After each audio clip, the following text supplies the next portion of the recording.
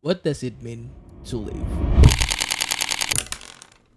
It's a question that I asked myself back in my college days. A question that might sound very familiar to some of you.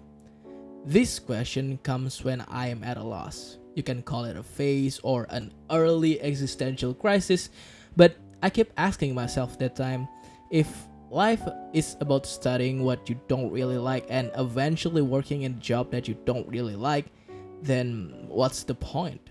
What's the point of living in a world where I despise every step that I make?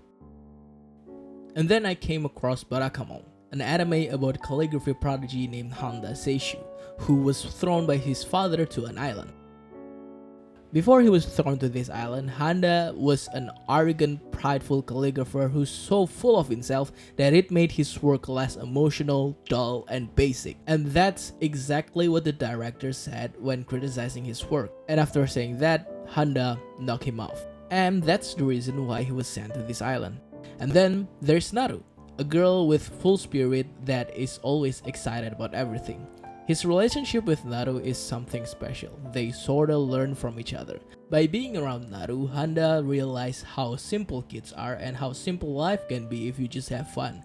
And Naru being around Handa makes her feel happier since she finally found an adult that can put up with her energy. After some time in the island, a lot has changed in Handa. Spending time just having fun with Naru and other islander really opened his eyes into something much more broader than calligraphy. He found a new perspective amongst the quiet, simple life of an island. They teach Handa a lot of things, not only about how to live in a village, but how to live in general. There's one episode in which is my favorite episode of this series where Handa was destroyed after finding out that his hard work only come in second place. Then, to cool him off, his friends at this village invite him to a mochi picking contest. When the competition started, he was unable to pick even one mochi since the competition is surprisingly very strict. After seeing this, and after realizing there's always someone who's better than him, Handa nearly quits calligraphy. Then, he stumbled upon Yasuba, one of the best in this competition, and he asks Yasuba for some advice since he can't seem to catch one mochi. Yasuba tells him that if you keep looking upwards, you won't see the opportunity below.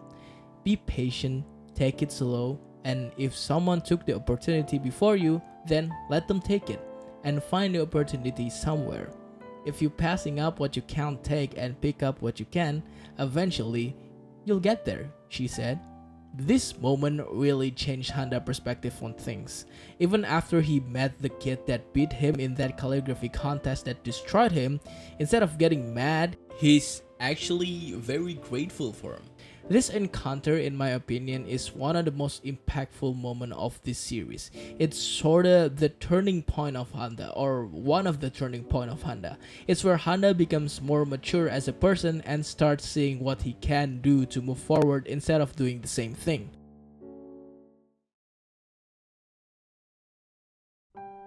After watching this anime, I realized that maybe I'm expecting too much from myself.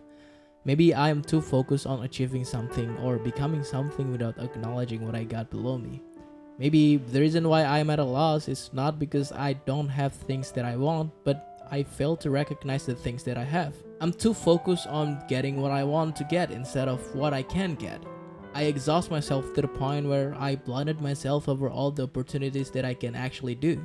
When I was planning this video, this topic reminds me of one of my favorite books that I picked up recently, Man's Search for Meaning. As you can see with all the faults, I really like this book. Written by Viktor Frankl. He's a psychologist and also a Holocaust survivor. And in this book, he's telling his experience within the camps, how he was tortured, humiliated, and stripped from humanities. The book shows how little man can be in the eyes of someone who despises them. He tells how humans react to those torments, either from his own experience or how other prisoners react to those suffering. And yet, even when he experienced and witnessed such a suffering that most of us can't even comprehend, he still finds meaning in it. He still finds the reason to live even when there's no reason at all. He wrote, "If there's meaning in life at all, then there must be a meaning in suffering. Suffering is an ineradicable part of life, even as fate and death. Without suffering and death, human life cannot be complete.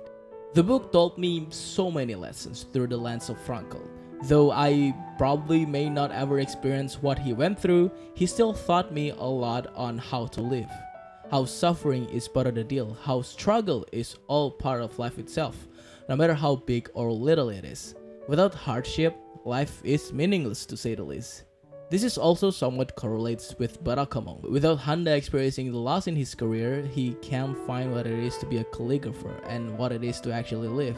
Both of these media show me that living is less about focusing on things and getting it fast, but it's about how you move towards those things, enjoying those process without rushing. It made me look around and see what I got and what I can do and do that instead of trying to do what it might seem impossible at the moment. And without me knowing, I'm doing the exact impossible thing that I was so afraid about. Because being fast isn't always good. Sometimes when you slow down, you'll start noticing what you've missed.